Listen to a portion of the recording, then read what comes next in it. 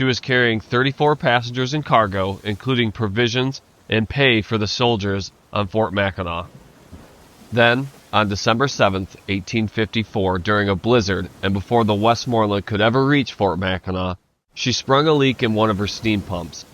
Everyone on board, including passengers and crew, formed a bucket line in attempts to bail the water out, but it proved to be not enough and the ship took on water faster than they could get rid of it until her engine shut down and she was eventually taken by the rough waters. As the ship went down, the passengers and crew were able to evacuate the ship via lifeboat. It was said by survivors that while the Westmoreland was going down, it accidentally tipped over one of the lifeboats, dumping 15 people into the water. Unfortunately, those 15 people were lost with the ship.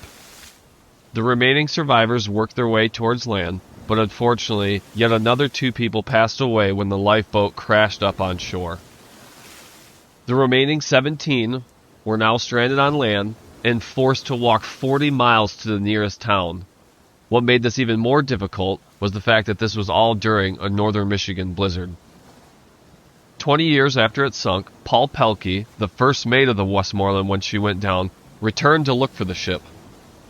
It was said and reported that Paul Pelkey had eventually found the ship, and a crew was able to salvage her engine and boiler.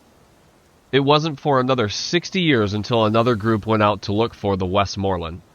Max Knoll and Jack Brown linked up with a captain and Michigan resident, George Waters, to go and look for her. Captain Waters knew Paul Pelkey, the first mate, personally, and also claimed to know the exact location of the ship. The 3 claimed to have found the wreck using some prototype diving gear and described the wreck as a bunch of debris and broken up boards. Both Max Knoll and Jack Brown, shortly after finding the Westmoreland, co-founded Desco, a company that would eventually become one of the largest diving equipment companies in the entire world.